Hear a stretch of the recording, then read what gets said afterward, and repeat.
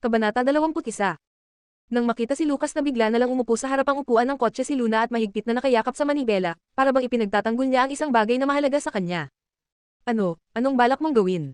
Samando si Lucas sa upuan, dumilim ang kanyang ekspresyon. Anong gusto niyang gawin? Mas mabuti pang hindi na lang niya alamin. Sa sandaling iyon, tanging puting polo lamang ang suot niya sa pangitaas. Pilit niyang pinigilan ang apoy na nag-aalab sa loob niya habang marahas niyang tinanggal ang butones ng kanyang kwelyo, kasunod ang isa pa, at isa pa. Mula umpisa hanggang dulo, buong pag-iingat na pinanood ni Luna ang lalaking nasa tabi niya. Nang makita niyang isa-isang bumukas ang mga butones ng kanyang damit, unti-unting lumitaw ang matigas at hubog na dibdib nito, at tuluyan siyang napatulala. Kahit ang minamahal niyang sasakyan ay pansamantalang nakalimutan niya. Hindi man lang napansin ni Lucas ang ekspresyon niya. Pilit niyang sinupil ang magulong emosyon ng gabing iyon. Napagtanto niyang nagseselos siya sa isang kotse. Kinuha niya ang sigarilyo at sinindihan ito. Malalim siyang humitit bago bumuga ng mahabang usok. Nang makita ni Luna ang sigarilyong hawak nito, tila nawala na ang natitira niyang kontrol sa sarili. Hindi niya napigilan ang titig niya. Nakatuon ito sa makinis na lalamunan ng lalaki, sa mapuputing daliri niyang mahigpit na nakakapit sa sigarilyo, sa usok na unti-unting pumapailan lang. Dahil sa matinding titig mula sa tabi niya, sa wakas ay ibinaling ni Lucas ang kanyang ulo. Sinalubong siya ng isang uhaw na tingin mula kay Luna. Napakurap siya. Sa isang saglit, maling akala ang pumasok sa isip niya. Ngunit agad siyang natauhan. Hindi siya ang tinitingnan nito, kundi ang sigarilyong hawak niya. Ang alam lang ni Lucian ay mahusay siyang maghanap ng impormasyon. Sa background check na ipinadala niya, nakalista ang lahat, mula sa pamilya ni Luna hanggang sa maliliit na detalye ng kanyang mga hilig, kabilang na ang katotohanang sinusubukan niyang huminto sa paninigarilyo. Agad na naunawaan ni Lucas. Bumabalik ang pagkagusto niyang manigarilyo. Hindi siya sapat para higaitan ang nakaraan. Ayos lang. Hindi rin siya sapat para higaitan ang isang kotse. Ayos lang din. Pero ngayon, kahit sa isang simpleng sigarilyo, mukhang hindi na siya umaabot sa pamantayan. Sa buong buhay niya, ngayon lang siya nakaramdam ng ganitong uri ng pagkatalo. Mula nang makilala niya si Luna, nais na niyang angkinin ito ng buo. Ngunit bawat galaw niya, kailangang may pagsasaalang-alang sa damdamin nito. Samantalang siya, kahit kailan, hindi man lang siya itinuring bilang isang posibleng kapareha. Palaging may linya sa pagitan nila, na maliwanag at hindi maaaring lampasan. Mas nanaisin pa nitong magkaroon ng sugar daddy kaysa maging asawa niya. Sabi nila, kung hindi mo makalimutan ang isang dating pag-ibig, ibig sabihin, hindi sapat ang bagong pumalit. Siya ba ang may mali? Nalasing ba ito ng ganoon dahil sa lalaking nang iwan sa kanya? Alam niyang ang pinakamainam na paraan upang mapalapit sa kanya ay unti-unting kumilos, kaya matagal na niyang sinusupil ang kanyang damdamin.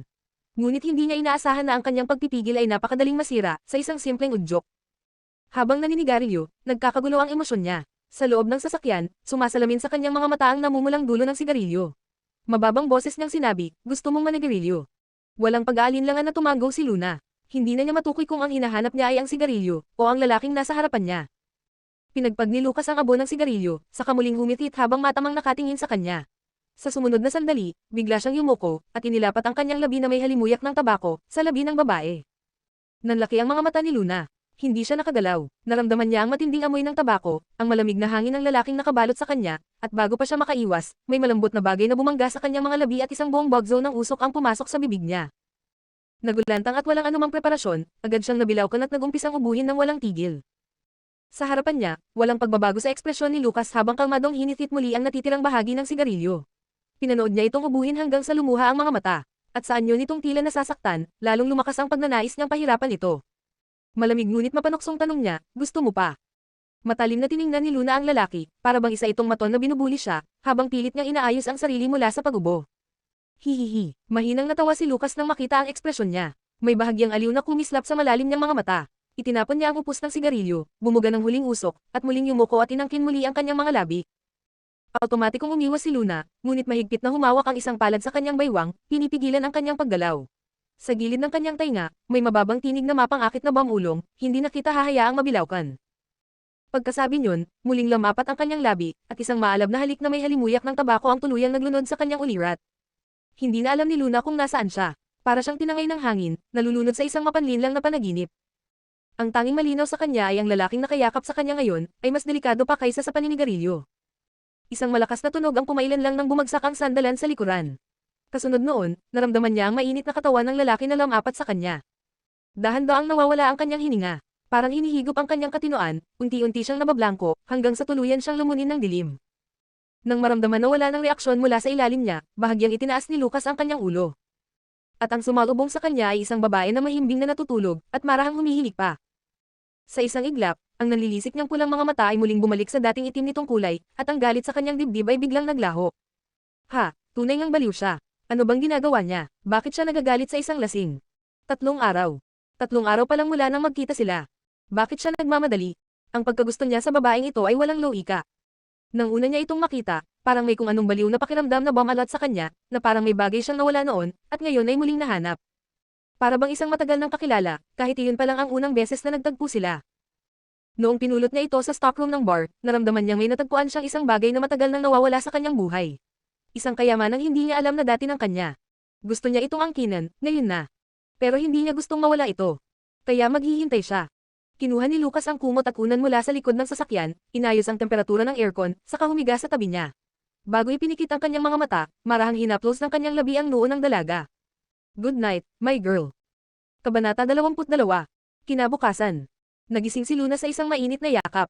Dahan-dahan niyang kinusat ng kamay ang kanyang mga mata at tumingin sa bintana. Nakita niya ang malalagang dahon sa itaas, at sa pagitan ng mga iyon ay sumisilip ang gininto ang liwanag ng araw, banayad na humahaplos sa kanyang balat. Sa paligid, naririnig niya ang huni ng mga ibon. Sandali siyang natulala. Saan siya naruroon? Ibinaba niya ang paningin upang tingnan ang paligid, at doon niya napagtanto na nasa loob siya ng isang sasakyan. Mas eksakto, nasa loob siya ng sasakyan, nakayakap kay Lucas Ford. What the heck? Agad niyang tinangkang bumangon, ngunit sa pagmamadali, tumama ang kanyang ulo sa bubong ng sasakyan. Napangiwi siya sa sakit. Ako, at si Lucas, sa loob ng kotse. Putik. Ano bang nangyari kagabi? Bakit pagising niya, nandito siya sa ganitong sitwasyon? Napakaliit ng espasyo, napakadaling magkamali ng iniisip. Ano ang iniisip mo? Habang kinakagat ang kanyang daliri, patuloy ang gulo sa kanyang isipan. At nang hindi na mamalayan, bigla siyang sumagot, iniisip ko kung nag-sex tayo sa kotse kagabi habang lasing ako, tapos ngayon parang bangungot ang lahat. Great Demon King, car sex. Napuno ng katahimikan ang paligid. Maya-maya, isang mapanganib na boses ang pumuno sa sasakyan. May bahagyang panggigigil at pinipigil ang galit. Kung totoo ang iniisip mo, sa tingin mo ba, kaya mo pang gumising ng ganito kasiga at magpakawild ang imahinasyon mo? Doon lang napagtanto ni Luna na gising na si Lucas. Sa gulat, napatalon siya, halos muling mabangga ang ulo sa bubong. Buti na lang, handa na ang lalaki, agad nitong iniangat ang kamay upang protektahan ang kanyang ulo. Mr. Ford. Tawagin mo ako sa pangalan ko. Medyo malamig ang tono ni Lucas. Alam niyang tuwing gustong lumayo ni Luna, tinatawag siya nitong Mr. Ford. Kapag naman takot ito, tinatawag siyang Young Master Ford. Ayaw na ayaw niya iyon. Napakunot ang noo ni Luna. Hindi niya alam kung guni-guni lang ba niya, pero parang may nagbago kay Lucas matapos ang gabing iyon. O marahil, hindi naman siya ang nagbago. Sa halip, itinago lang niya ang kanyang tunay na sarili, at hindi niya ito kailanman tunay na naunawaan. Hindi sinasadyang napako ang tingin ni Luna sa likod ng kamay ni Lucas, kung saan may bakas ng dugo. Agad siyang nagtanong, Lucas, anong nangyari sa kamay mo? Bahagyang lumingon si Lucas sa marka ng kagat, saka siya tinitigan ng may bahagyang ngiti. Ano sa tingin mo? Napalunok si Luna. Parang pamilyar ang kagat na yan. May tila papuring kumislap sa mga mata ni Lucas. Tama ang hinala mo. Salamat sa papuri. Nahihiyang tumawa si Luna bago maingat na nagtanong, ako ba ang may gawa niyan? Sa tingin mo ba'y naakusahan kita ng walang basehan? Kung gusto mo, kagatin mo ulit para makumpirma. Walang pag-aalinlangang inilahad ni Lucas ang kanyang kamay. Agad na itinanggi ni Luna, iwinawagayway ang mga kamay sa harapan niya. Wala nang kailangan pang patunayan. Aminado na ako nga ang may kasalanan. Pero, ano bang nangyari kagabi? Wala na akong matundaan matapos uminom. Ang huli kong naalala, pumasok ako sa restroom, tapos wala na. Paano ako nakabalik dito? Nag-collapse ka sa loob ng restroom ng mga babae, kaya pinasok kita para buhatin palabas. Ayaw mong sumama, kaya kinagat mo ako. Diretso at maikli ang sagot ni Lucas. Nanlaki ang mga mata ni Luna. Pai, pinasok mo ang restroom ng mga babae. Napakalaking kasalanan ang nagawa niya. Napagalaw niya ang hari ng kadiliman ng ganito lang. Napailing siya sa sarili. Teka, pero bakit ako nakatulog sa kotse? Matapang niyang tinanong. Ikaw ang ayaw mahiwalay sa little darling mo. May bahagyang biro sa tinig ni Lucas habang binibigyang diin ang huling dalawang salita. Napatingin si Luna sa kotse, ang sasakyang matagal na niyang iniidolo. Agad niyang pinaniwalaan ang sinabi ng lalaki. Pasensya na, ang dami kong abala sa'yo. Mahina niyang paghingi ng paumanhin. Nakakahiya, pangalawang gabi pa lang niyang natutulog sa lugar na ito, pero ang dami na niyang nagagawang gulo. Ngunit hindi niya inaasahan ang sagot ni Lucas. Sa halip, nagtanong ito ng tila walang kaugnayan, bakit ka uminom ng sobra kagabi? Biglang nagbago ang ekspresyon ni Luna. Pagkakita ni Lucas sa pagbagsak ng mukha niya, isang hindi maipaliwanag na pakiramdam ang gumapang sa kanyang dibdib. Alam niyang hindi ugali ni Luna na ibahagi ang kanyang mga suliranin sa iba. Pero minsan, sadyang masakit ang magtago ng sama ng loob. Kailangan niyang ilabas kahit kaunti. Bahagya siyang humilig sa upuan at tumangala, tinatitigan ng lunti ang mga dahon sa itaas. Mahinang bamulong ang kanyang tinig, natatakot akong mawala sa akin ang role ni Gongsun Lee. Saglit na naglaho ang kulay sa mukha ni Lucas. Bakit? Alam niyang para lang sa iba, isang simpleng supporting role lang ito. Pero para kay Luna, hindi ito basta-basta. Isang matamlay na ngiti ang lumabas sa kanyang labi. Alam kong maliit lang na papel ito. Siguro para sa isang CEO na tulad mo, hindi mo maiintindihan. Pero hindi mo alam kung gaano ko pinaghirapan ang pagkakataong ito. Hindi mo alam kung gaano ako kasaya nang makuha ko ito. Hindi niyo alam. Hindi na niya natapos ang sasabihin, bigla niyang tinakpan ang kanyang mga mata gamit ang isang kamay. Noong una, inakala ni Lucas na si Yuan Sullivan ang dahilan ng lungkot nito. Ngunit ngayon, napagtanto niyang hindi pala. Hindi si Yuan ang iniiyakan niya. Ang iniiyakan niya ay ang posibilidad na mawala sa kanya ang role na iyon. Muling nagbago ang pakiramdam ni Lucas. Kanina pa siya nakakaramdam ng bigat sa kanyang dibdib, pero ngayon, tuluyan na itong naglaho. Gayunpaman, nang makita niyang labis ang lungkot ni Luna, parang may tumiklap na bahagi ng kanyang puso. Paano niya hindi mauunawaan kung gaano kahalaga ito sa kanya? Kung hindi, bakit pa siya magpapakahirap, kahit na may madali namang daan patungo sa itaas? Marahang inilapat ni Lucas ang kanyang kamay sa ulo ng dalaga, saka ito dahan-dahang inilapit sa kanyang dibdib. Huwag kang malungkot, napakagaling mo na. Ngayon, alam na niya. Hindi si Yuan ang dapat niyang tugisin, kundi si Maximo Windsor. Si Maximo Windsor, ang pinakamalaking sponsor ng pelikulang Seven Land Under Heaven, at ang taong may kapangyarihang magdesisyon sa casting nito. Ngunit isang bagay ang sigurado. Walang sino man ang may karapatang saktan ang babaeng ito, kahit pa sarili niyang ama.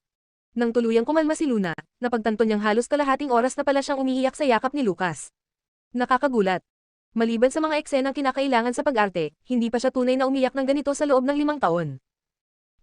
Pasensya na, nadumihan ko ang damit mo. Nahihiyang inangat niya ang ulo at tiningnan ang gusot na tela ng suot ni Lucas. Bahagyang umangat ang sulok ng labi nito. Ikinararangal ng damit ko yan. Natulala si Luna, at biglang bumilis ang tibok ng puso niya. Ang akala niya, si Lucas Ford ay isang henyo na may mataas na IQ pero mababang EQ. Sinong mag-aakalang ganito pala siya kaseryoso pagdating sa pang-aakit? Nakakainggit, mas magaling pa itong mambola kaysa sa kanya. Natural na hinawi ni Lucas ang magulong buhok niya. Anong balak mong gawin ngayon? Maghahanap ng mas malaking ulo na mahahawakan. Kumurap-kurap si Luna, hindi agad naintindihan. Ha, anong ibig mong sabihin? Sinabi mong gusto mong maghanap ng malaking ulo, kagabi, kalmado nitong sagot. At idiniin mo pang hindi sapat ang sa akin. Halos masamid si Luna sa sariling laway. Pucha, ilang kahihiyan pa ba ang ginawa niya kagabi? Young Master Ford, lasing lang ako nun, wag mong seryosohin. Ang totoo, sapat na sapat ang ulo mo. Ikaw ang may pinakamalaking ulo sa buong kabisera. Sinalihan niya ng ngiti at pambabala ang sinabi, pero pagkatapos niyang bitawan ang mga salita, parang may ibang kahulugan ito. Nagningning ang mga mata ni Lucas sa tuwa. Kung ganun, bakit hindi mo hawakan ang akin? Natameme si Luna. Hinaplos ni Lucas ang ulo niya at sa wakas, pinakawalan na siya. Sige, hindi na kita kukulitin. Balik na tayo sa bahay para makatulog ka ng maayos. Kailangan mo ng lakas para sa mga pagsubok na darating. O gusto mo pang manatili rito kasama ang little darling mo? Hindi na, hindi na. Balik na tayo sa bahay. Agad siyang bumaba ng sasakyan. Pagkalabas nila, biglang natigilan si Lucas sa tabi ng kotse. Nagtibit balikat si Luna. Bakit? Hindi ito sumagot, sa halip ay lumakad papunta sa isang palumpong. Sumunod siya nang may pagtataka at muntik ng matawan nang makita ang nasa loob. Si Lucia na may hawak pang kamera, mahimbing na natutulog sa ilalim ng mga dahon na parang patapon na manika. Alam niyang bukod sa pagiging management company, ng Golden Age ay may higit 300 media outlet sa ilalim nito, at si Second Young Master Ford ang itinuturing na hari ng mga paparazzi. Pero hindi ba ito masyadong owa? Pati sariling kapatid, hindi pinapalampez. Napailing si Luna, Young Master, gigisingan ba natin siya? Baka magkasakit yan. Tumanggo si Lucas at walang kabog-abog na tinadyakan ito. Agad na bumangon si Lucia na parang nabuhay mula sa bangungot. Habang nagkakamalay, nagsimula itong magreklamo, grabe kayo. Bakit ang tibay ng mga bintana ng kotse na yan? Kahit anong gawin ko, hindi ako makasilip. Malamig siyang tinitigan ni Lucas. Pumunta ka sa opisina ko mamaya. May ipapagawa ako sa'yo. O alternasyon, hinimas ni Lucian ang mata niya at nagpagpag ng damit bago tumayo. Ilang beses siyang nagpalipat-lipat ng tingin kina Luna at Lucas bago sumimangot. Bakit hindi gumalaw ang kotse? Huwag niyong sabihin hindi ko na naman naabutan. Imposible. Sa lakas ng stamina ng kuya ko, dapat buong gabi yan gumagalaw. Pinaningkitin siya ng mata ni Luna. Bakit mo alam ang stamina ng kapatid mo? Mukhang madaling magkaroon ng maling akala rito. Ay kasi kapag binubugbog niya ako, inaabot kami ng magdamagan. Sagot ni Lucian habang nagkakamot ng ulo. Pinandilatan lamang siya ni Luna. Kabanata 23. Pagpasok ni Luna sa kwartong inihanda para sa kanya, natulala siya. Sa loob lang ng isang gabi at kalahating araw, ang dating guest room na may kulay malamig na pulete ay nagbago na. Ngayon, isa na itong mainit at maaliwalas na silid, na parang dinisenyo para sa kanya mismo. At hindi lang iyon, ang buong aparador ay puno ng mga damit na sakto sa sukat niya. Mula sa pijama hanggang sa casual na damit, mula sa party dresses hanggang sa mga accessories at handbag. Lahat super ultra limited edition. Ito ay, hindi na tao ang level ng kayamanan ni Lucas Ford. Anong problema? Hindi ka ba nasiyahan? Malamig ngunit bahagyang mapang-uyam ang tinig ni Lucas habang nakatayo sa likuran niya. Hinaplos ni Luna ang noo niya. Hindi naman sa ganun. Kung ganun, anong problema? CEO Ford. Tawagin mo ako sa pangalan ko. Okay, Lucas, hindi mo ba naiisip na, masyado mo akong tinatrato ng mabuti? Hindi niya maiwasang magduda sa sobrang pag-aalaga nito. Sa halip na sumagot, nagkaroon ng bahagyang pagtatagumpay sa mga mata ni Lucas. Sa wakas, napansin mo rin. Parang isang gurong matagumpay na nagturo sa isang batang baguhan. Napahawang lamang ang labi ni Luna. Napansin ni Lucas ang kunot sa noo niya. Sandaling nagdilim ang kanyang tingin bago muling bumalik sa normal. Iniligtas mo si Little Treasure, at kakailanganin ka pa rin niya sa mahabang panahon. Malibang tratuhin kita ng mabuti. Saglit itong tumigil at seryosong tumingin sa kanya. O gusto mong ipakita ko ang pasasalamat ko sa ibang paraan? At doon niya napagtanto na mali pala ang iniisip niya. Parang nabunutin siya ng tinek. Agad niyang iwinasiwas ang kamay. Hindi, okay na to, sobrang ayos na. Hinding-hindi na niya hahayaan ang lalaking ito na gumamit pa ng ibang paraan ng pasasalamat. Kahit kailan, hindi sila nabibilang sa iisang mundo ni Lucas. Kung malalaman nito ang maruming nakaraan niya, baka hindi na siya kailanman payagang makita si Little Treasure. Maaga pa, magpahinga ka muna, bumaba ka na lang mamaya para magagahan. Okay. Pagkaalis ni Lucas, humiga si Luna sa malambot na kama. Pero kahit anong pilit niyang ipikit ang mata, hindi siya makatulog. Paano siya makakatulog kung naghihintay siya ng masamang balita? Kahit pa natuwa ang mga direktor sa performance niya, hindi ibig sabihin na kaya nilang labanan ang pressure mula sa mga sponsors. Sa huli, hindi na siya nakatiis. Bumangon siya, binuksan ang laptop, at nag-login sa social media account niya. My Lonely Empty Lost, nandyan ka ba? Corrupted Devil King, wow, Miss Big Star Luna. May oras kang kausapin ng isang hamak na mortal gaya ko. My Lonely Empty Lost, may pera ka ba? Pautang ng 8 milyon. Corrupted Devil King, anong nangyari? My Lonely Empty Lost, wag mo nang tanungin. Corrupted Devil King, kaka-invest ko lang ng ekstrang pera ko sa isang winery. Kakailangan na ng ilang araw. My Lonely Empty Lost, gaano katagal? Corrupted Devil King, 3 araw. My Lonely Empty Lost, salamat. Corrupted Devil King, hey, unang beses mong humingi ng pabor sa akin, ha? My Lonely Empty Lost, kailan ka babalik dito? Sasanduan kita. Corrupted Devil King, Luna Windsor, ang sama mo. Pagka-logout ng Corrupted Devil King, nakadama siya ng bigat sa dibdib. Kung kaya niyang iwasan, hindi siya hihingi ng pabor kanino man, lalo na sa taong ito. Dati na niya itong nasaktan. At ngayong humihingi siya ng tulong, parang isang transaksyon lang ang lahat. Alam niyang sinaktan niya ulit ito, pero wala na siyang pagpipilian. Matagal nang namanhid ang puso niya, at ayaw na niyang maramdaman pa muli ang sakit ng pag-aalaga. At kung bakit hindi siya humingi ng tulong kay Lucas Ford. Dahil masyado na siyang nasasangkot sa pamilya Ford, hindi na niya kayang lalong magpakalubog, lalo na pagdating sa pera. Makalipas ang 1 oras, nagring ang phone niya. Si Jasmine. Pinisil niya ang palad at huminga ng malalim bago sinagot ang tawag. Hello. Huwag mong kalimutan, bukas ng alas 9 ng umaga ang simula ng shooting. Sumakay ka na lang ng sasakyan papunta roon mag-isa. Abala ako sa pag-aasikaso kay Snow, wala akong oras para alagaan ka. Isa pa, kaya mo namang mag-isa, hindi ba? Kasing talas pa rin ng dati ang boses ni Jasmine. Ang kaibahan lang ngayon, mas lalo itong matabang na parang may utang siyang 8 milyon dito. Ano, mag-fi-file tayo, nabigla si Luna. Anong akala mo? Gising na, huwag kang malilate sa unang araw. Napaka-irritable ng tono nito bago ibinaba ang tawag. Matagal lang siyang nakatulala habang hawak ang cellphone. Anong nangyari? Kasama pa rin siya sa pelikula. Mabilis siyang bumangon, naglakad pa ikot-ikot sa kwarto, at sa huli, diniyal ang numero ng direktor. Hello, Direktor Gozon. Pasensya na sa istorbo, pero may gusto lang akong itanong. Tungkol ba sa pagtatangkal ni Chairman Windsor na palitan ka? Nanlamig ang katawan niya.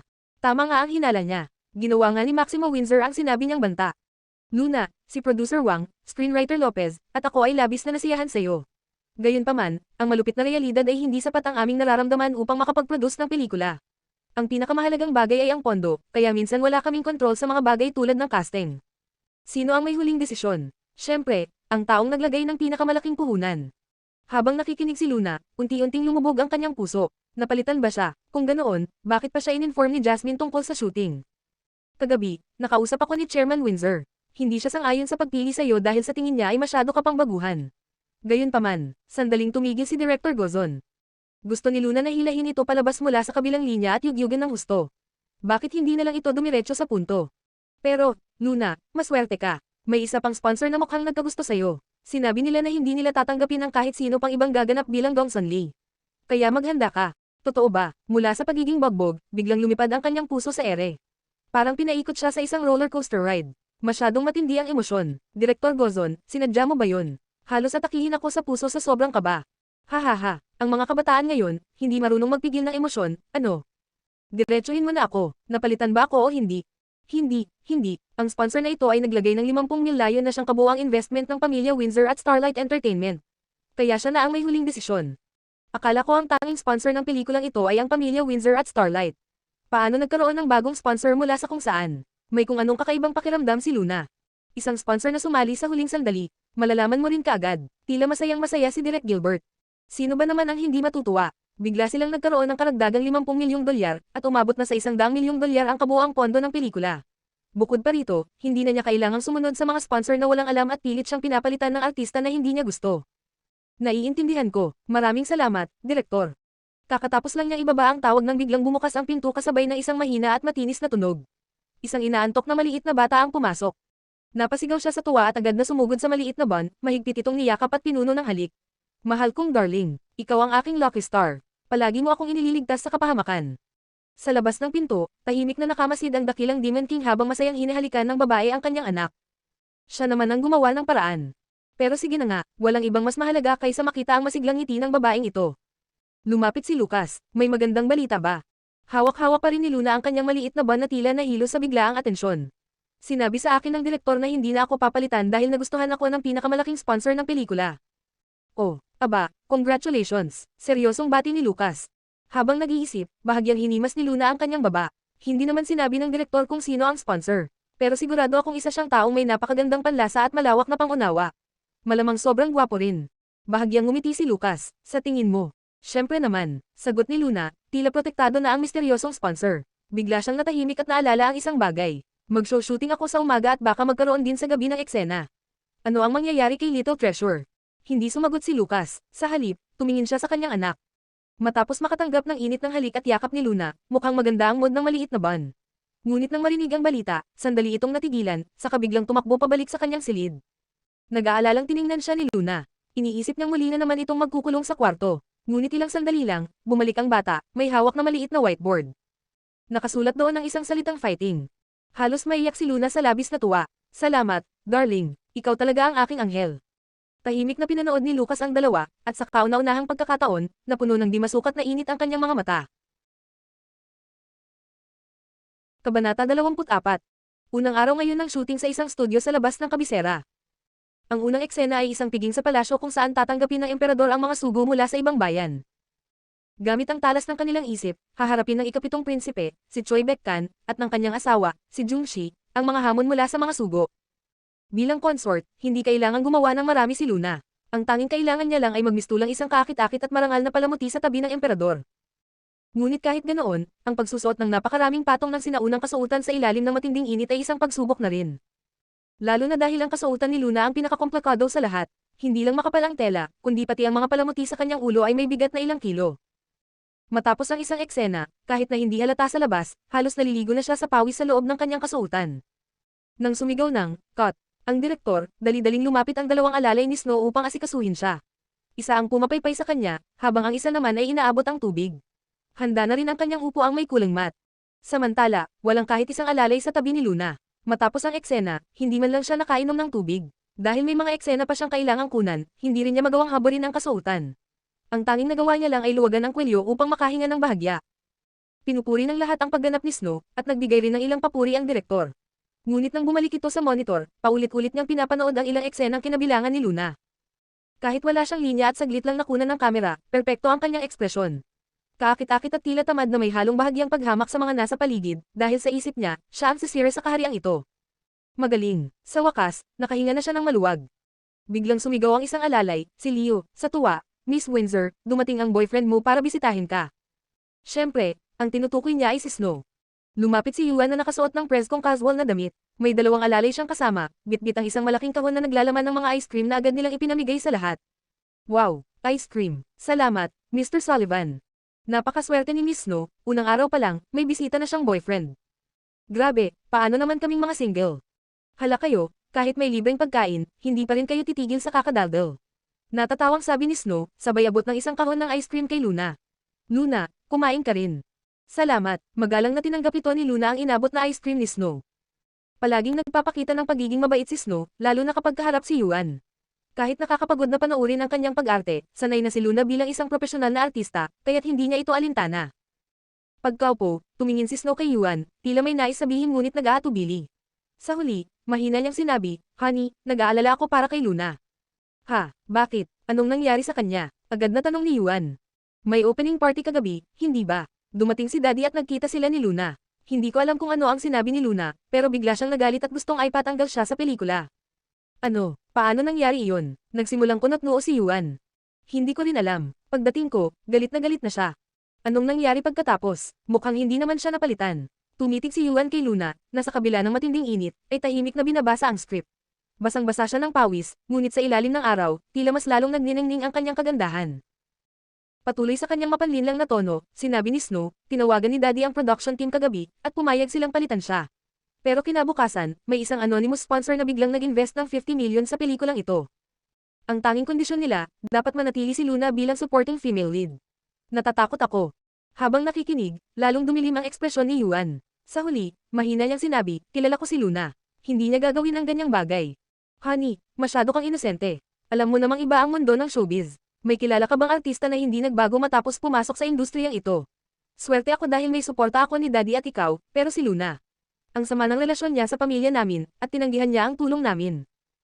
Alam mo naman siguro kung anong maaaring mangyari sa isang magandang babae na walang kapangyarihan o koneksyon." "Luna, may naghahanap sa'yo," muling sigaw ni Leo, pero may kakaibang tono sa kanyang boses. Sa isang iglap, napalingon ang lahat. Dahil masyadong kapansin-pansin ang kanilang nakita. Pulang rosas. Napakaraming pulang rosas ang unti-unting ipinapasok sa set, tila bomb alert sa buong paligid. Bago pa man makapag-react ang lahat, naging isang dagat ng pulang rosas ang buong set. Sa kainaitan ng tagaraw, lalo lamang itong nagdagdag sa init na nararamdaman ng lahat. Hawak ni Luna ang isang card, pakiramdam niya ay malapit na siyang himatayan. Nakasulat sa card ang isang hilera ng mga salita, "Huwag mong kalimutang sunduin ako sa paliparan." Galing kay Corrupted Devil King. "Miss Windsor, pakipirmahan po ang resibo ng delivery. Pakibalik na lang po ang lahat ng ito, makakaapekto ito sa trabaho ng buong set kung matambak dito." Sinubukan ni Luna na panatilihin ang mahinahong tono habang tinatanggihan ang regalo. "Hindi po namin magagawa yan. Nangako po kami sa aming kliyente na aalis lang kami kapag nakita na namin kayong pumirma sa resibo," paliwanag ng delivery boy na halatang nahihirapan sa sitwasyon. Sa sandaling iyon, lumapit ang isa sa mga prop director at sinabing, "Luna, tanggapin mo na lang. Sakto, may eksena kaming gagamit ng mga rosas mamaya. Hindi na namin kailangang gumastos pa kung ibibigay mo sa amin." Dahil dito, hindi na nakuhang tumanggi pa ni Luna. Pinisil niya ang pagitan ng kanyang mga kilay bago wala sa ayos na inilagda ang kanyang pangalan sa resibo. Sa puntong ito, nagsimula ng magbulungan ang mga tao sa paligid, bakas ang inggit sa kanilang mga mukha. "Diyos ko, ang dami ng rosas, sobrang romantiko, sino kaya ang nagpadala nito? Kailangan pa bang itanong yan? Malamang manliligaw niya, ang ganda talaga ng buhay ng magagandang babae. First day pa lang ng shooting, may nagpapadala na ng ganito karami." Biglang sumingit ang alalay ni Snow, si Therese, at pabirong nagsabi, "Kahit madami yan, hindi naman siguro ganun kamahal." Wala pang isang minuto matapos niyang sabihin ito, dumating ulit ang isa pang mensahero at maingat na iniabot kay Luna ang isang maliit na kahon. Lalong napabuntong hininga ang mga usisero, sabik na silipin kung ano ang laman nito. Pagbukas ni Luna, bumungad sa kanya ang isang napakalaking kumikislap na diamante. Kasama nito ang isang maliit na sulat na may nakasulat na, "Matagal na tayong hindi nagkikita." Ang pirma sa ilalim ay dalawang simpleng titik, KD. Pagkakita sa mga letrang iyon, lalong pumangit ang ekspresyon ni Luna. "Nagkakaisa ba silang lahat para lang asarin ako? Sinusubukan kong maging low profile, pero bakit ang hirap?" Sa loob lamang ng maikling panahon, una ay mga bulaklak, ngayon naman ay diamante. Lalong nagkagulo ang buong production team. "Diyos ko, sobrang laki ng diamanteng yan. Masasaktan na ang mga mata ko sa kintab." Nababaliw na sa kanya ang mga manliligaw niya. Ngayon, wala nang masabi si Therese. Ang tanging nagawa niya ay magbulong ng may halong naiinggit, sino ba nakakatiyak kung totoo yan o hindi. Samantala, si Luna ay tuluyan nang napasubsob sa kanyang upuan, parang nawalan na ng pag-asa sa buhay. Kung ano man ang dapat mangyari, mangyayari na talaga. Wala na siyang matatakasan. Dahan-daang huminga ng malalim si Luna upang pakalmayan ang sarili, bago lumapit sa direktor. "Paumanhin po, Direktor Gozon. Nakagulo po ako sa trabaho ng lahat." Ngunit tila hindi naman nabahala si Direk Gilbert. Sa halip, tumawa ito at nagkibit-balikat. "Normal lang yan kapag maganda ang isang babae. Wala kang dapat ihingi ng paumanhin. Sa totoo lang, nakalibre pa nga kami ng props dahil sa'yo."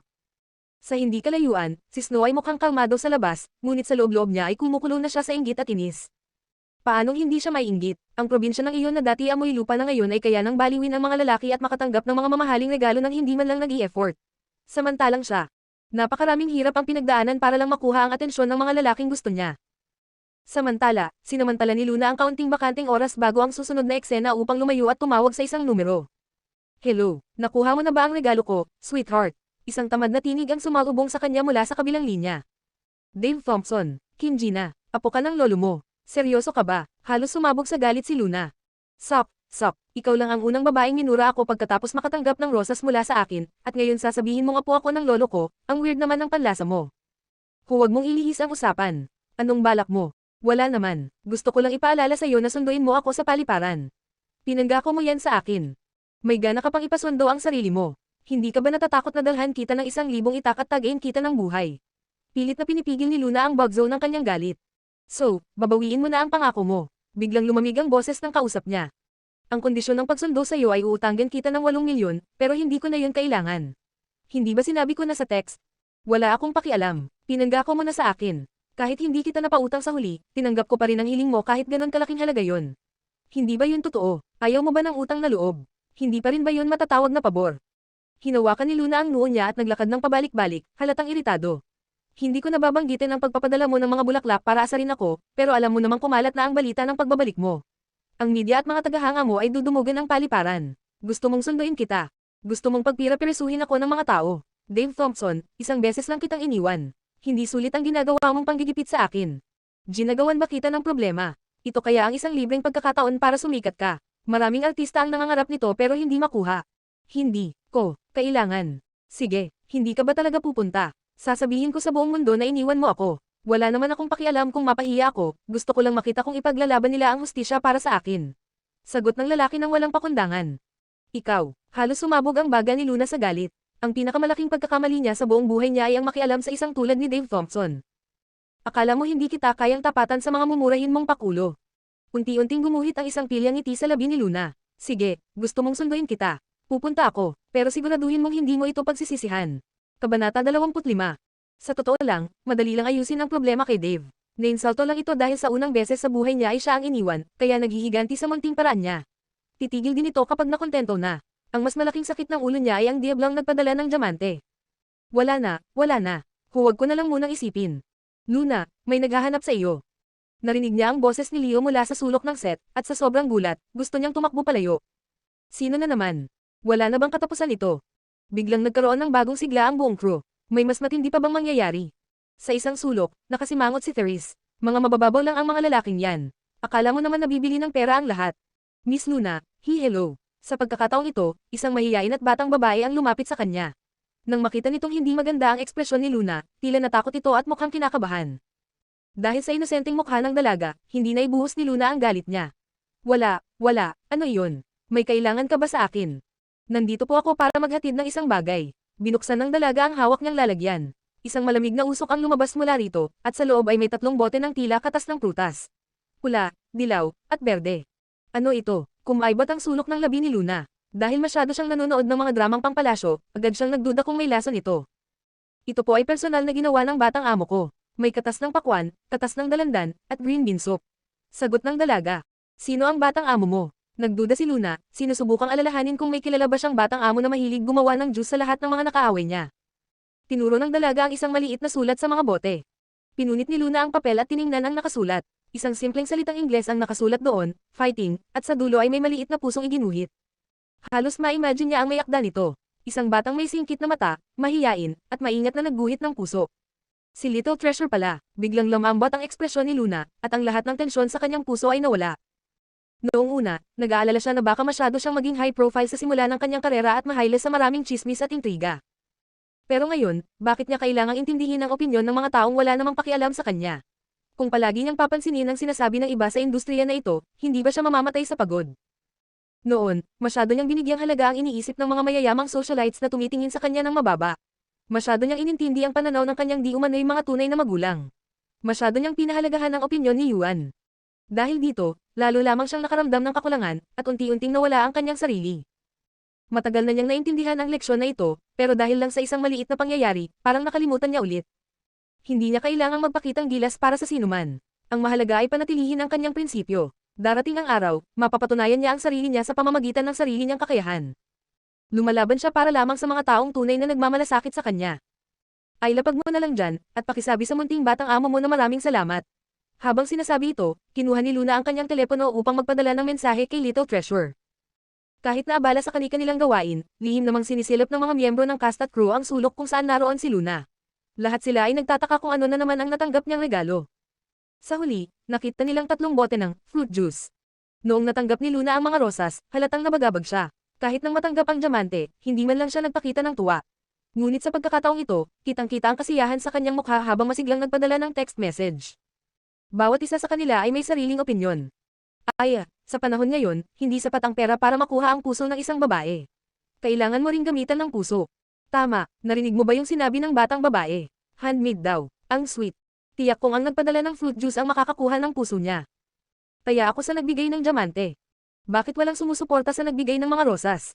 Matapos ubusin ang fruit juice, pakiramdam ni Luna handa na siyang bumalik sa trabaho. Samantala, sa bahay ng mga Ford, si Lucas ay kasalukuyang nagpapahinga mula sa trabaho habang kasama ang kanyang anak.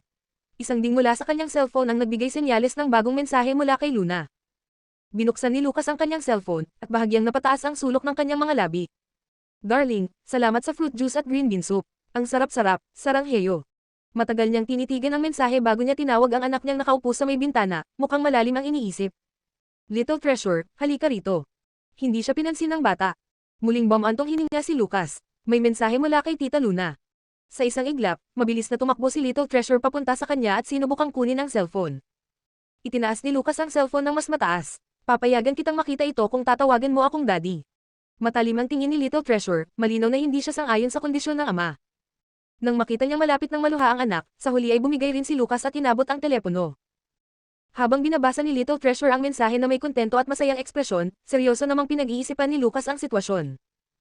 Hindi niya madalas maranasan ang mahirapan sa isang bagay, kaya marahil ay nagpadala ang Diyos ng pagsubok sa kanya sa pamamagitan ni Little Treasure.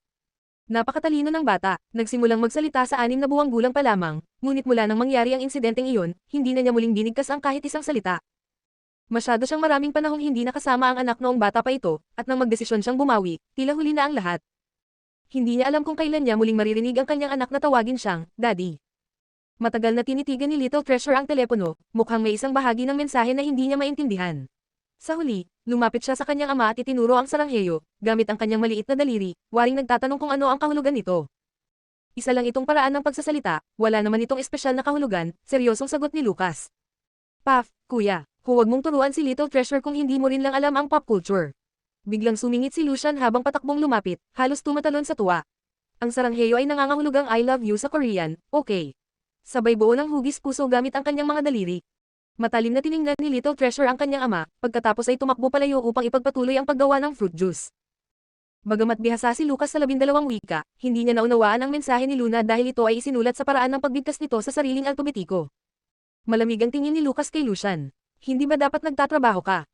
Mabilis na nagdala ng upuan si Lucian at naupo sa harapan niya na parang may napakahalagang balitang ibabahagi. Boss kuya, may napaka-importanting bagay akong sasabihin sa'yo. Tahimik lang na tumingin si Lucas, na para bang sinasabing, kung gusto mong magsalita ka na. Kumikinang ang mga mata ni Lucian habang nagpapahayag ng balita, todo kumpas ng mga kamay.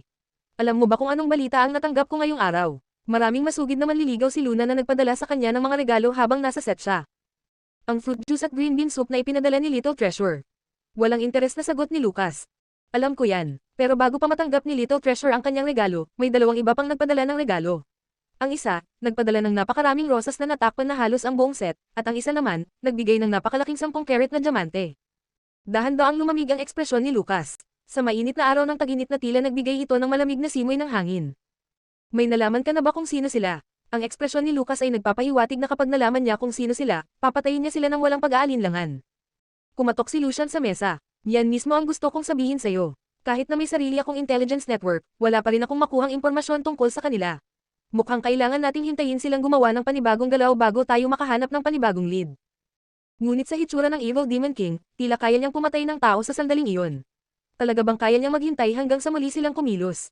Agad na din-dial ni Lucas ang isang numero sa kanyang telepono. Sa tinig na kasing lamig ng hangin nagmumula sa yelo, sinabi niya, Jackson, imbestigahan mo ang 2 taong ito para sa akin. Nagtaka si Lucian. Wow, pati ang intelligence network mo ginagamit mo na. Hindi may kukumpara ang intelligence network niya sa intelligence network ng kanyang kapatid. Isang network na kayang hukayin ang kahit na pinakamalalim na lihim ng isang tao basta may bahagyang palatandaan. Kuya, sinabi ko na sa'yo noon pa, hindi simpleng tao si Luna. Naniniwala ka na ba ngayon? Sa palagay ko, ipahabol mo na rin kay Jackson Willow na imbestigahan si Luna. Suhestyon ni Lucian na may makahulugang ngiti. Hindi na kailangan. Lahat ng tao ay may nakaraan na hindi nila gustong ibahagi. Hindi niya gagalawin ang bahaging iyon ng buhay ni Luna kung ayaw nitong ipaalam. Kapag gusto niyang magsalita, kusa niyang sasabihin. Kabanata 26. Natapos ang shooting bandang 6:00 ng gabi. Puro eksena ng pangunahing mga tauhan ang kinunan sa araw na iyon, kaya't kakaunti lang ang mga eksena ni Luna. Ngunit kahit na parang isang dekorasyon lang siya buong araw, nakakapagod pa rin ito. Pakiramdam niya ay mababali na ang kanyang leeg sa bigat ng kasuotan niya. At nagsisimula ng magkapantal ang kanyang balat. Matapos magpalat ng damit at alisin ang kanyang makeup, isinuot niya ang kanyang mask at inihanda ang sarili para sumakay ng subway. Hindi pa siya sikat, kaya't walang nakakakilala sa kanya. Mas maginhawa ang pagsakay sa subway, walang abala, walang traffic. Paakyat na siya patungo sa istasyon nang biglang huminto sa tabi niya ang isang itim na Maserati. Bumaba ang bintana at lumitaw ang isang pamilyar na ngiti. Luna, ihahatid na kita pauwi, alok ni Yuan. Hindi nakakibo si Luna. Isa na namang dating kasintahan. Hindi ba siya pwedeng bigyan ng katahimikan kahit sandali lang? Hindi na kailangan. Kumalikod siya at naglakad palayo, ayaw niyang makita ang mukhang kinamumuhian niya. Ngunit hindi siya tinantanan ni Yuan. Dahan-dahan itong pinaandar ang sasakyan kasabay ng kanyang paglalakad. Luna, pwede ba tayong mag-usap? Malamig ang sagot ni Luna. Ano pa ba ang dapat nating pag-usapan? Hindi ka pa ba kontento sa dami ng intriga sa akin ngayong araw? Gusto mo bang may makakita sa atin at gawing mas malaking iskandalo? Kumunot ang noo ni Yuan, tila hindi sanay sa ganitong pakikitungo mula sa babaeng dati sumusunod sa bawat salita niya. Luna, hindi yan ang ibig kong sabihin. May mahalaga akong sasabihin sa'yo. Napatingin si Luna sa paligid. Ayaw niyang may makakita sa kanila sa gitna ng lansangan. Masyadong kapansin-pansin ang sasakyan ni Yuan. Sinigurado niyang walang ibang tao sa paligid bago mabilis na binuksan ang pinto at sumakay. Makalipas ang kalahating oras, sa isang pribadong silid sa isang restaurant. Tinawag ni Yuan ang waiter at umorder ng iba't ibang putahe, lahat ng paborito ni Luna. Luna, matagal na kitang hindi nakikita, kaya hindi ko alam kung nagbago na ang panlasa mo. Kumusta ka sa ibang bansa? Nagpadala ako ng pera sa iyo noon, pero ibinalik mo lahat at kalaunan ay binago mo pa ang account number mo. Napabuntong hininga si Luna. Sabihin mo na kung anong gusto mong sabihin. Habang abala siyang nagtitext kay Little Treasure upang ipaalam na malilate siya ng uwi, isang papel ang itinulak ni Yuan sa harap niya. Sa gilid ng kanyang paningin, bahagya niyang sinulyapan ang tseke. 8 milyong dolyar. Agad niyang itinaas ang tingin, naniningkit ang mga mata. Ano ang ibig sabihin nito? Lumitaw ang seryosong ekspresyon sa mukha ni Yuan. Luna, huwag kang gumawa ng bagay na pagsisisihan mo. Ibinalik ni Luna ang cellphone niya sa mesa at tumitig sa kanya ng may mapanuksong ngiti. Oh, sige, sabihin mo, ano bang nagawa ko? Sumeryoso ang boses ni Yuan. Pwes, sabihin mo sakin, paano mo nakuha ang role na ito? Ano sa tingin mo kung paano ko nakuha ang papel na ito? Ipinulupot ni Luna ang kanyang mga braso at sumandal sa upuan, walang interes na sinagot ang tanong ni Yuan ng isa pang tanong. Nawalan na ng pasensya si Yuan. Malakas niyang ibinagsak ang kamay sa mesa. Luna, mas alam mo dapat kaysa sa akin kung anong klase ng panganib ang naghihintay sa isang babaeng katulad mo sa industriya ng entertainment. Bakit mo ipinipilit na sumuong sa ganyang kaguluhan? Hey, isang babaeng katulad ko. Ngumiti si Luna ng mapanukso. Young Master Sullivan, gusto ko lang sanang malaman kung ano bang relasyon meron tayo para pangaralan mo ako ng ganito. Kung ang dating Luna pa ito, baka nagwala na siya matapos marinig ang ganitong mga salita. Noon, paulit-ulit na sinasabi ni Yuan na gusto niyang ang kanyang magiging asawa ay hindi papasok sa showbiz. Pero nang si Snow ang pumasok, buong-buo ang suporta niya. At ngayon, heto siya at sinusubukang diktahan ang buhay niya. Luna, kahit na naghiwalay na tayo, itinuring pa rin kitang parang nakababatang kapatid. Gusto lang kitang tulungan. Pwede ba, huwag ka nang maging matigas ang ulo. Kunin mo ang perang ito, tapusin mo ang kontrata mo sa Starlight, at umalis ka na sa industriyang ito. Taos-pusong pangungumbinsi ni Yuan. Hey, ito ba ang tinatawag mong pagtulong? Ang dating tamad na tingin ni Luna ay biglang naging kasentalon ng yelo. Ngayon ngang napag-uusapan na rin lang natin ang tulong, may isang bagay sana akong gustong ipagawa sa'yo, Young Master Sullivan.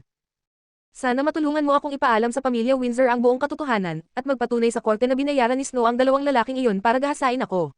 Matutulungan mo ba ako sa pabor na ito? Luna, ako, namutla si Yuan. Kapag ginawa ko yan, tapos na ang buhay ni Snow, at saka, noon, hindi naman natuloy ang balak niya. Nagkamali ka ng kwarto, at ang taong nakasiping mo ay iba. Alam na ni Luna ang isasagot niya, pero hindi pa rin napigilan ang hapdi sa kanyang puso.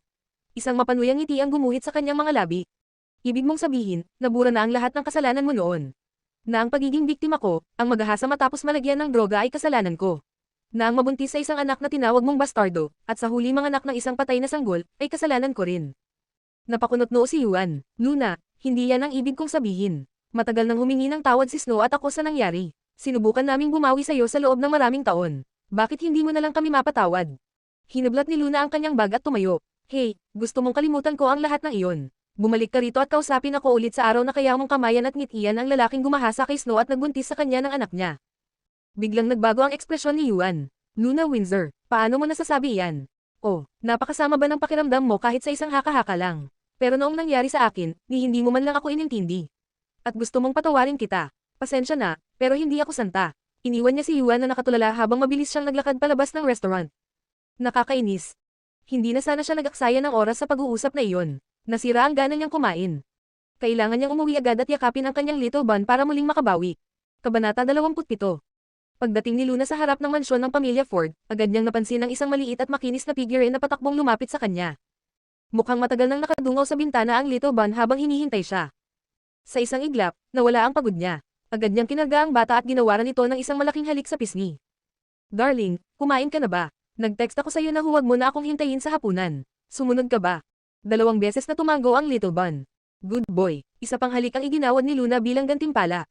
Maglaro ka muna dyan, maliligo lang si tita at magpapalit ng damit. Muli itong tumango. Magkahawak kamay silang pumasok sa loob ng bahay. Sa pangalawang palapag, sa likod ng isang bintana, tahimik na nakamasid si Lucas. May bahagyang lungkot sa kanyang mga mata. Hindi niya akalaing isa pala siyang taong madaling magselos. At ang mas masaklap, nagseselos siya sa sarili niyang anak. Pagkarating pa lang ni Luna, agad niyang hinalikan ang bata at hindi lang isa, kundi 2 beses. Samantalang siya, hanggang tingin lang mula sa malayo. Sa kanyang kwarto, agad na ginawa ni Luna ang unang bagay na pinakagusto niyang gawin. Tanggalin ang bra. Sa ganitong kainit na panahon, parang pagpapahirap sa sarili ang magsuot ng ganoon. Hinailan niya ang strap sa likod at kakalas na sana ito nang biglang bumukas ang pinto. Lu. Isang salitang pangalan pa lang ang nabibigkas ni Lucas nang siya'y matigilan. Nakahawak pa ang kamay niya sa pinto, habang ang mga mata niya'y nakatutok sa eksenang nasa harapan niya. Nanatili si Luna sa alang-alang posisyon na iyon. Hilahin palabas. Hindi tama. Ibalik sa loob. Hindi rin tama. Isang trahedya talaga. At para lalong lumala ang sitwasyon, ang bra na suot niya ngayon ay isang espesyal na order. May nakaprint na hugis trianggulong logo ng Superman sa magkabilang panig. Talagang kapansin-pansin. Halatang napansin ito ni Lucas. Medyo tumaas ang kanyang kilay, ngunit bilang isang tunay na Ginoo, hindi siya nagpakita ng ibang reaksyon. Bahagya siyang umubo bago magsalita. Pasensya na, nakita kong hindi nakasara ang pinto. Matapos magsalita, tila handa na siyang umalis. Ayos lang, ayos lang. Kasalanan ko rin naman, nakalimutan kong isara ang pinto. Nagkunwaring kalmado si Luna, saka mabilis na hinayla palabas ang kanyang bra at itinago ito sa ilalim ng kumot. Pinalalamig niya ang sarili sa pamamagitan ng pagpaypay ng kamay. Ang init talaga ng panahon. Hindi ninyo maiintindihan ang hirap naming mga babae. May kailangan ka ba sa akin? Bakit ka ginabi ng uwi? May date ka? Tanong ni Lucas, pero parang hindi naman talaga interesado sa sagot. Anong date? Nakipag-usap lang ako sa isang sobrang nakakainis na tao. Napangiwi si Luna habang nagrereklamo. Sa tono ng kanyang boses, halata namang hindi ito date. Bahagyang lumuwag ang ekspresyon ni Lucas. May iniwan akong hapunan para sa'yo. Kumain ka pagkatapos mong maligo. Kaya ko namang asikasuhin ang sarili ko. Nahihiyang sagot ni Luna. Isa lang namang dagdag sa mesa. Sige na nga. Pagkaalis ni Lucas, agad niyang nilock ang pinto. Nakalimutan niyang hindi pala siya nasa sarili niyang bahay. Anong klaseng pagkakamali iyon? Kailangan niyang tandaan ito sa susunod. Matapos maligo at kumain ng hapunan, komportableng nakahilata si Luna sa kama habang nagbabasa ng mga pinakabagong balita sa internet. Samantala, si Little Bun naman ay nakadapa sa mesa, yakap-yakap ang isang malaking libro. Snow Windsor ipinakilala ang kanyang gwapo at mayamang nobyo, Screen Troy Prescott, nagselos ng harapan. Snow Windsor, labis ang papuri sa kagandahan at husay sa pag-arte ng junior niyang si Luna Windsor. Luna, karapat-dapat sa titulong number 1 beauty ng entertainment industry, tinalo si Gia Queen. Gong Sun Lee, pinahanga ang lahat sa opening ceremony ng Land Under Heaven. Unang araw ng shooting ng Land Under Heaven, dumalaw ang gwapo at mayamang nobyo ni Snow Windsor. Bilangin ang mga mayamang tagahanga ni Luna Windsor. Ang mga pulang rosas ay nagkalat sa set sa unang araw ng shooting. Sa simula, mukhang normal lang ang mga headline. Pero habang nagpapatuloy, mas nagiging kakaiba ang mga ito. Luna, kabit ng isang mayaman. Sino ang sugar daddy ni Luna Windsor? Ilang lalaki na nga ba ang niloloko ni Luna Windsor? Kalat na kalat ang kaguluhan sa pribadong buhay ni Luna Windsor. Hindi na siya nagulat, habang nasa set pa lang, alam na niyang mangyayari ito. Sa imahe niyang ito, imposibleng hindi lumabas ang mga chismis, lalo pat may nangyaring kaguluhan kasama sina Dave Thompson at KD ngayong araw. Sa ngayon, wala pang matibay na ebidensya, kaya nag-aalangan pa ang mga tabloid. Pero ang ikinababahala niya, kapag paulit-ulit na narinig ng mga tao ang isang kasinungalingan, baka tuluyan na nila itong paniwalaan. Kailangan mo ba ng tulong? Bulong ng isang boses sa kanyang tainga. Nagangat siya ng tingin at nakita si Lucas. Mahigpit na niyakap ni Luna ang kanyang laptop at ngumiti. Big Boss Ford, plano mo bang burahin lahat ng chismis tungkol sa akin online? Bakit hindi? Walang emosyon nitong sagot habang iniaabot sa kanya at kay Little Treasure ang tigisang baso ng gatas. Sayo, Lungfat. Salamat. Natigilan si Luna sa hindi inaasahang pag-aalaga nito. Maingat niyang tinanggap ang baso. Salamat sa kabutihan mo, pero hindi na kailangan. Naniniwala akong ang panahon ang magpapakita ng katotohanan. Naniniwala ako sa'yo. Seryosong tugon ni Lucas. Napakurap si Luna na patulala siya saglit bago napailing at kinusat ang noo. Lucas Ford, may nagsabi na ba sa'yo na green flag ka? Bahagyang kumunat ang noo ni Lucas, halatang hindi niya alam ang ibig sabihin ng salitang iyon. Green flag. Ibig sabihin, magaling kang magpaligaya ng babae. Paliwanag niya sa simpleng paraan. Nang marinig ito, lumitaw ang isang bahagyang ngiti sa mga mata ni Lucas. Natutuwa ako sa sinabi mong yan. Ibig sabihin ba nito, natuwa ka sa akin? Biglang naging kulay rosas ang paligid. Agad na mula ang pisngi ni Luna. Muntik na niyang batukan ang sarili. Bakit ba kasi ang daldal niya? Ang pagiging madaldal niya ang nagtulak sa kanya sa ganitong mapanganib na usapan. Buti na lang, si Lucas ay marunong ding umatras sa tamang panahon. May aasikasuhin akong mga dokumento sa study. Matulog na kayong maaga, ha? Good night. Good night, sagot ni Luna. Walang sinabi si Little Bon, pero ang nakasulat sa kanyang mukha ay malinaw na malinaw. Umalis ka na, Daddy. Huwag mong istorbohin ang oras namin ni Tita Luna. Kabanata 28. Kinabukasan ng umaga. Pagkaalis ni Luna, hindi mapakali si Lucas. Kaya naman, agad siyang tumawag kay Lucian. Magpadala ka ng tao para bantayan ang set. Kuya, nag-aalala ka bang may mang-aapi kay sister-in-law? Pero, alam mo namang parte ito ng buhay ng isang artista. Kailangan niyang maranasan ang ganitong mga pagsubok para masanay. Kung hindi niya ito pagdadaanan, paano siya matututong tumayo sa sariling paa? Ginaya pa ni Lucian ang tono ng kanyang kuya kapag pinapangaralan siya. Hindi niya kailangan. Sagot ni Lucas, may kahulugan sa kanyang mga salita na ang ibig sabihin ay nandito ako para protektahan siya. Napangisi si Lucian, pero sa loob-loob niya, tila may humiihip na malungkot na hangin sa kanyang puso. Aba, hindi ganyan ang sinabi mo noon nang basta mo na lang akong itinapon sa Golden Age at ipinagbawal ang kahit sino na tulungan ako. Reklamo niya sa isip. Fine. Magpapadala ako ng tao. Sisiguraduhin kong ni isang hibla ng buhok niya ay hindi mawawala. Biglang nagsalita si Lucas, magkakaroon ka ng isang linggong bakasyon sa susunod na linggo. Ano, kuya, ano yung sinabi mo? Akala ni Lucian ay namamalikmate siya. Pinapayagan mo akong magbakasyon, at isang buong linggo pa. Hindi mo ako pinagpahinga sa loob ng 3 taon. Ayaw mo. Gusto. Siyempre gusto. Pero bakit bigla kang naging mabait sa akin? Hindi niya maisip ang dahilan. Nang balikan niya ang pinag-usapan nila kanina, napagtanto niyang may kinalaman ito sa isang salita. Sister-in-law. Nagkaroon siya ng bakasyon dahil lang tinawag niyang sister-in-law si Luna. Napabuntong hininga siya, isang bakasyong masaya pero may halong pait. Eldest young master, dumating na po si Dr. York. Isang kasambahay ang nagulat mula sa labas ng study. Kasama nito ang isang matangkad na lalaki na nakasuot ng simpleng kasuotan. May mainit na ngiti sa kanyang mukha, tila isang sariwang simoy ng hangin ang kanyang presensya. Mukha siyang mabait at madaling lapitan. Ibinaba ni Lucas ang telepono at lumingon sa bisita. Dumating ka na, maupo ka. Inilapag ni Dr. Kiran York ang dalang bag at umupo sa sofa. Anong nangyari? Kumusta ang kalagayan ni Little Treasure? Tingnan mo na lang siya mismo. Nasa kusina siya, sagot ni Lucas. Kusina, kumunat ang noo ni Dr. Kiran bago tumayo at naglakad papunta roon. Makalipas ang ilang sandali, bumalik siya na may nakangiting mukha. Kailan pa naging hilig ni Little Treasure ang paggawa ng fruit juice. At mukhang nasa mabuting kondisyon siya. May nangyari ba? May nangyaring ang kakaiba nitong mga nakaraang araw. Dahil sa trabaho, hindi ko siya naasikaso, kaya lihim siyang dinala ni Lucian sa isang bar. Ikinwento ni Lucas ang buong pangyayari.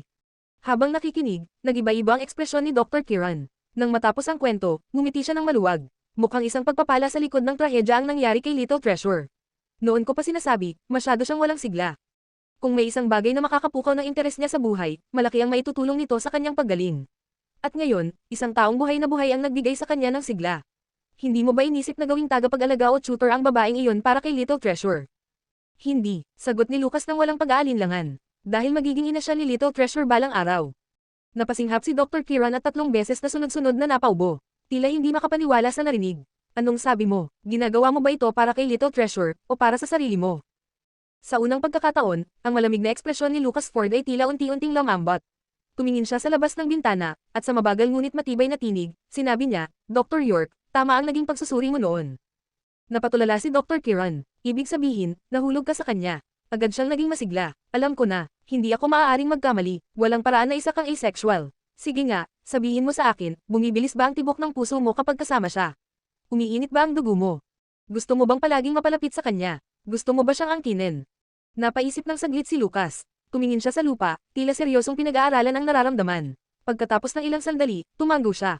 Tama ka sa lahat ng sinabi mo. Minsan, tinanong niya si Dr. Kiran kung ano ang pakiramdam ng umibig. Ang sagot nito, malalaman mo kapag nakilala mo na ang tamang tao. Noon, inisip niyang walang laman ang mga salitang iyon. Ngunit nang makilala niya si Luna, doon niya lang naintindihan kung gaano iyon kay Toto. Congratulations! Alam mo ba na maraming asexual ang hindi kailanman nakakahanap ng ganitong klaseng tao sa buong buhay nila? Malugod na binati ni Dr. Kiran ang matagal na niyang kaibigan. Bukod sa heterosexuality, homosexuality, at bisexuality, may isa pang sexual orientation sa mundo. Asexuality. Ang pagiging asexual ay hindi nangangahulugang may pisikal na kondisyon ng isang tao o hindi patiyak ang kanyang oryentasyon. Hindi rin ito dulot ng takot sa pagiging malapit sa iba. Sa madaling salita, ito ay kawalan ng interes sa pag-ibig na pisikal. Dahil sa kondisyong ito, napilitang utusan ng ina niya si Lucian na lagyan ng gamot ang inumin niya 5 taon na ang nakalilipas. Mukhang dumating na nga ang swerte mo. So, kailan ko matitikman ang alak sa kasal mo? Tukso ni Dr. Kiran. Pinag-iisipan ko na, sa unang pagkakataon, may bahagyang pag-aalinlangan sa mukha ni Lucas. Sanay siyang laging maayos at walang sagabal ang lahat sa buhay niya. Nagulat si Dr. Kiran. Ano, ibig mong sabihin, hindi mo pa siya napapasagot? Akala ko, sa sandaling kumilos ang dakilang CEO Ford, tapos na ang laban. Ibang klase rin talaga ang babaeng nakakuha ng atensyon mo. So, kaya ka ba nandito para humingi ng payo kung paano manligaw? Hindi ako kasing eksperto ni Lucian sa praktikal na karanasan, pero magaling ako sa teorya. Nagdilim ang mukha ni Lucas. Hindi na kailangan. Tinawag kita rito para suriin ang naging epekto niya kay Little Treasure. Matapos ang bar 1, bumalik na sila sa seryosong usapan. Ganito yan, paliwanag ni Dr. Kiran. Lahat ng bagay ay may dalawang panig. Oo, mabuti ito para kay Little Treasure, pero tulad ng sinabi mo kanina, nawasak niya ang buong bahay para lang makita siya. Ang pinakamahalagang gawin ngayon ay gabayan siya ng maayos. Kahit ano pa ang dahilan mo, ang pananatili niya rito ay tamang hakbang. Para sa susunod, hayaan mo siyang tumulong. Dalhin mo si Little Treasure sa labas ng mas madalas, at kapag handa na siya, isama mo siya sa paaralan. Dahan-dahan siyang sanayin sa isang normal na buhay. 2 taon kong sinubukang gawin iyon pero nabigo ako. Baka makaya niya iyon. Naiintindihan ko, susubukan ko. Kabanata 29. Sa Movie City. Pagkapasok ni Luna sa set, biglang natahimik ang paligid. Nakatitig sa kanya ang lahat na tila may iniisip. Kalat na ang mga chismis. Sa isang sulok, may bamulong ng may halong panunuya. Ano to? Baguhan pa lang pero ang tagal bago pumasok sa set. Hindi ba niya nakikitang narito na si Miss Snow? Sa totoo lang, hindi naman siya nahuli. Masyado lang maaga ang dating ni Snow. Miss Snow, magkasama kayo sa isang kumpanya ni Luna. Totoo ba ang mga kumakalat na chismis online? May nagsasabing natulog siya kung kani-kanino sa crew para makuha ang papel na to. Nakakahiya naman. Wala bang ginagawa ang Starlight sa ganitong klaseng maruming kompetisyon? Sa harap ng mapanuring tingin ng lahat, kunway nagpakita ng bahagyang kawalang magawa si Snow. Napabuntong hininga siya at sinabing, sa industriyang ito, kanya-kanyang diskarte. Kaya hindi na ito pinapakialaman ng kumpanya. Pagkatapos, tila napagtanto niyang mali ang kanyang sinabi, kaya agad niyang idinugtong, ang ibig kong sabihin, hindi naman talaga ginawa ng junior ko ang mga iyon. Hindi dapat paniwalaan ang mga chismis sa internet. Subalit, sa halip na malinis ang pangalan ni Luna, lalo pang lumakas ang paniniwala ng lahat na totoo ang mga chismis. Hindi natapos ang usapan hanggang sa lumapit ang direktor at pinagsabihan ang lahat na magsimula na sa trabaho. Nang mawala ang mga nakikinig, agad na nagbago ang ekspresyon ni Snow. Ang inosenteng mukha ay napalitan ng malamig na titig. Lumingon siya sa kanyang assistant at marahang nagtanong, kumusta na ang ipinagawa ko sa iyo? Miss Snow, huwag kang mag-alala. Naihanda ko na ang lahat. Hindi ba sinabi mong allergic siya sa metal? Habang walang nakatingin, nilagyan ko ng metal powder ang gamit ng makeup artist. Kapag ipinahid iyon sa mukha niya, sigurado akong mawawasak ang buong mukha niya. Sa set ng pelikula. Ngayong araw, isang dancing scene ang kukunan ni Luna. Hindi tulad ng mabigat at formal na kasuotan niya kahapon, mas magaan ang kanyang suot ngayon, kaya naman sa wakas ay nakahinga siya ng maluwag. Pagpasok niya sa dressing room, sandali siyang natigilan. Hindi niya inaasahang makikita roon si Gia Queen. Akala niya, hindi na ito darating. Matapos mabigang makuha ang papel ng pangalawang bidang babae, inalok ng direktor si Gia Queen na gumanap bilang pangatlong bidang babae, si Consort Beck. Isa rin itong karakter na may kagandahang kayang bumagsak ng isang kaharian, ngunit mas kaunti ang screen time kumpara kay Luna. Dagdag pa, sa kwento ng pelikula, masyadong pinahirapan ng karakter ni Luna ang papel niya. Bagamat tinanggap ng kanyang manager ang alok sa kanya, galit na galit pa rin si Gia. Hindi man lang siya nagpakita sa opening ceremony at ipinakalat pa ang balitang balak niyang talikuran ang role. Siguradong narinig na nito ang chismis na tumanggap ng malaking investment ang proyekto, kaya narito siya ngayon, buong bait na samipot. Hindi naman nakapagtataka, pelikulang may $100 milyong ang puhunan, sino ba ang tatanggi? Sa harap ng salamin, tahimik na nagpapamake-up si Gia. Ngunit nang mamataan si Luna sa refleksyon niya, agad siyang napangiwi. Hindi man lang niya itinago ang matinding inis niya rito. Katulad ni Snow Windsor, mayamang ama rin ang sumusuporta kay Gia Queen kaya palagi siyang umaasta ng mayabang sa set. Dahil dito, marami ang hindi gusto ang ugali niya. Pero dahil sa mga tagahanga niyang walang sawang binabaluktot ang mga chismis, napalabas pa siyang totoo at prangka. Sa katunayan, binansagan pa siyang #1 beauty ng entertainment industry. Kaya naman lubos ang galit niya kay Luna, hindi lang dahil inagawan siya ng papel, kundi pati ng kanyang titulo. Oh, sino ito? Ang pinakasikat na beauty ng showbiz. Sa dami ng sponsors mo, bakit ka pa nakikipagsiksikan sa dressing room ng mga ordinaryong artista? Asal niyang sabi, puno ng panunaya ang mukha. Kalma lang si Luna. Kumuha siya ng upuan at umupo ng walang pakialam. Kinuha niya ang script at sinimulang basahin, waring walang naririnig. May maliit siyang ugali, kapag nasa set na siya, trabaho lang ang nasa isip niya. Kahit sino pa ang sumubok manggulo sa kanya, hindi siya basta-basta magpapadala. Luna, ano tong ibig sabihin mo? Binabaliwala mo ba ako? Mariing inilapag ni Gia ang hawak niyang sukli sa mesa. Tahimik pa rin si Luna, patuloy sa pagbabasa ng script na tila walang narinig. Sa gilid, hindi na nakatiis ang makeup artist at mahina itong umubo. Ah, Miss Gia, may earphone si Miss Luna, baka hindi kanya naririnig. Doon lang napansin ni Gia ang maliit na puting earbud sa tainga ni Luna. Parang bigla siyang sumuntok sa hangin. Hindi niya alam kung talagang hindi siya narinig, o kung nagmamaang-maangan lang ito. Siyempre, sinadya ni Luna iyon. Nang makita pa lang niya si Gia, agad niyang sinuot ang earphones at nagkunwaring hindi siya nakikita. Sa ganitong sitwasyon, walang silbi ang makipag-away. Kahit sino pa ang tama, siya lang ang malalagay sa masamang posisyon. Kaya pinakamainam na umiwas na lang. Miss Gia, tapos na po ang makeup ninyo. Pakicheck kung ayos na sa inyo. Tanong ng makeup artist sa maingat na tono. Alam niyang mahirap pakisamahan ang babaeng ito. Hindi ako nasisiyahan sa gawa mo. Gawin mo ulit, sagot ni Gia, ni hindi man lang tinitingnan ang sarili sa salamin. Nagpipigil ng hininga ang makeup artist. Ah, alin pong parte ang hindi ninyo nagustuhan? Lahat, matigas na sagot nito.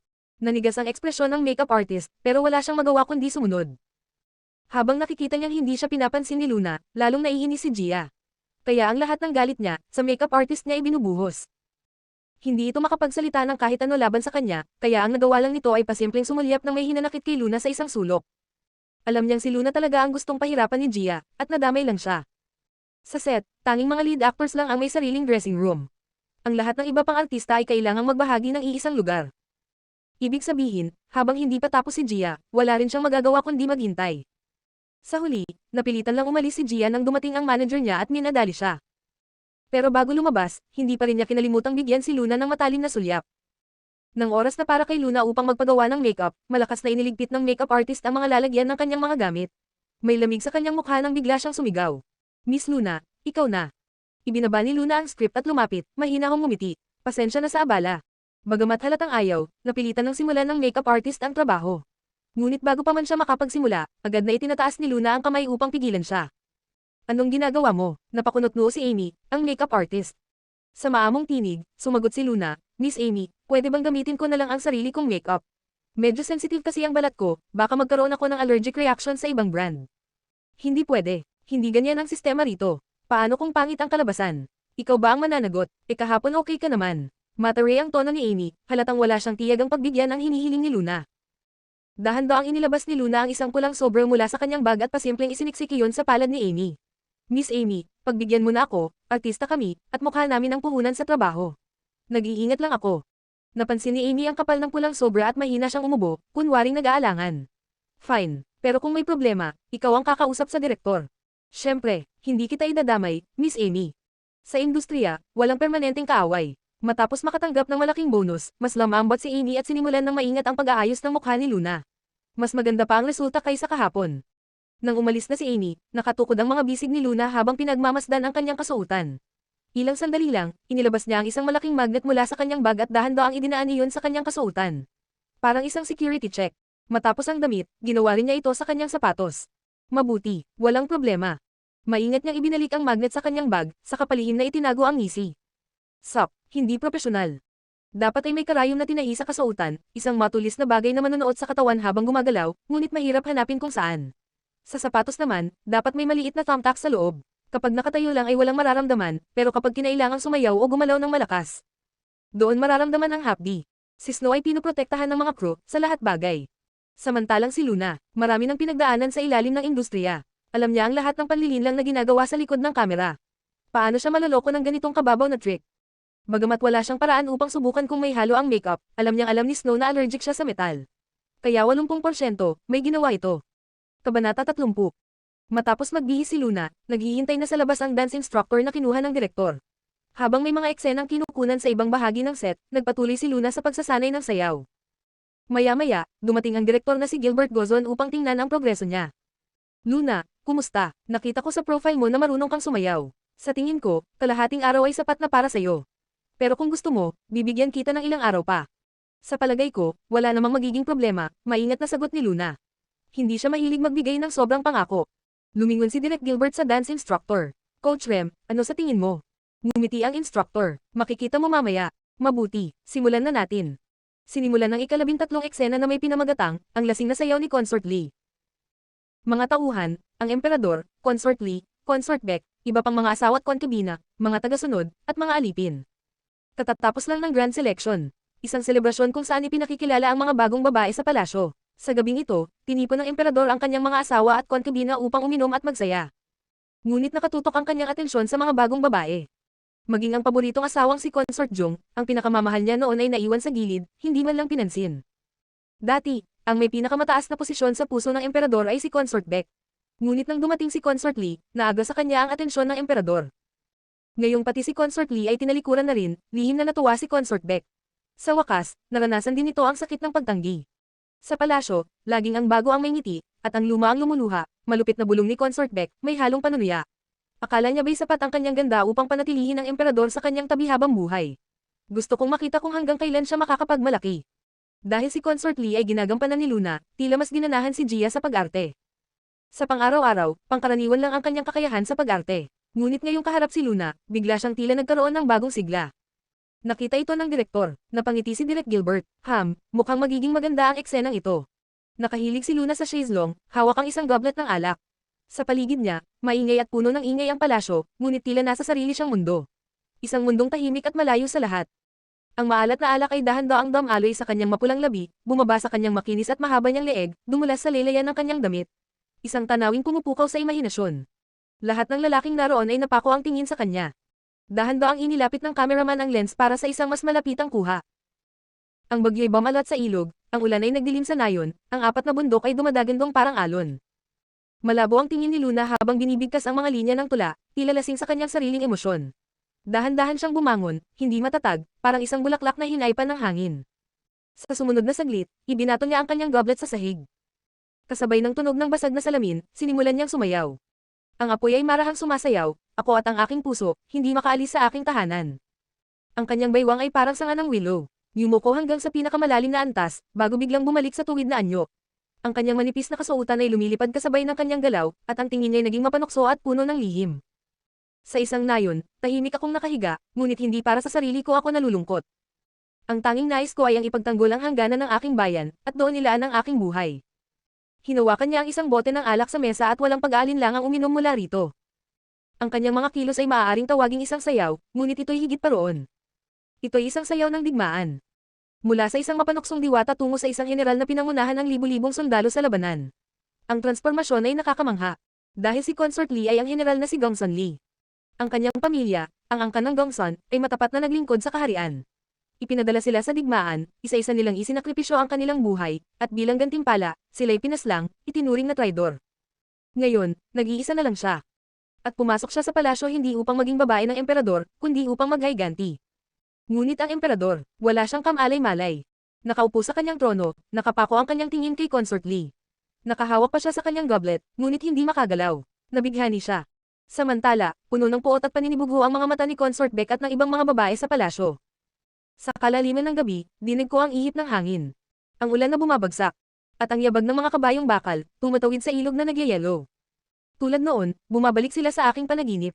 Tulad noon, bumabalik sila sa aking panaginip. Tulad noon, bumabalik sila sa aking panaginip. 3 beses niya itong binigkas. Una, tila wala sa sarili. Pangalawa, may bahid ng dalamhati. Pangatlo, may malinaw at matigas na desisyon. Pagkatapos, bumagsak siya sa bisig ng emperador. Mapanukso, mapangakit. Ang pinuno ng bansa ay tuluyan ng bumagsak sa kanyang bitag.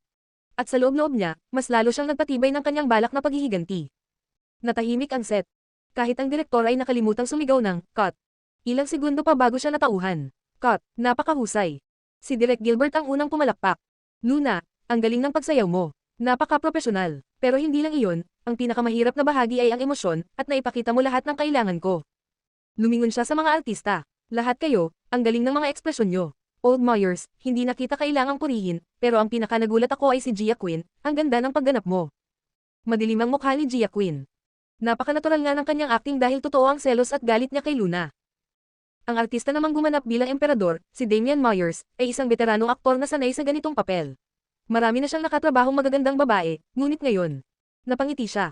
Direktor Gozon, hindi ako umaarte kanina. Totoong napatulala ako. Sa gilid ng set, nagkunwaring humanga si Snow. Sabi ko na sa inyo, hindi basta-basta ang junior ko. Aniya, habang pilit pinipigil ang galit. Ngunit sa loob-loob niya, gusto niyang isumpa si Luna. Pagkatapos ng shoot, hinaltak ni Snow ang kanyang assistant sa isang sulok. Ano to? Isang buong hapon na, pero wala siyang kahit anong reaksyon. Napakunot noo ang assistant. Ako mismo ang nagtimpla nun. Nilagay ko sa lahat, blush, eyeshadow, highlighter. Baka late reaction lang. Imposible, single ni Snow. Kapag nadikit siya sa ganoong klase ng metal, dapat may pulang pantal na siya sa loob ng kalahating oras. Ganito niya pinalagay sa kahihiyan si Luna dati, sa isang birthday banquet. Ang assistant ay parang basang sisiw. Baka hindi niya ginamit ang mga makeup products. Tanga, dapat may ginawa ka rin sa damit niya, bilang panigurado. Hindi ko naisip yun noon, Miss Snow. Pasensya na, hindi na to mauulit. Galit na galit si Snow, ngunit pilit niya itong nilulunok. Hindi niya inaasahan ang ganitong pagkakamali. Ngunit, marami pang pagkakataon. Lalo na't nakita niya ang matinding galit sa mga mata ni Gia habang nakatingin kay Luna.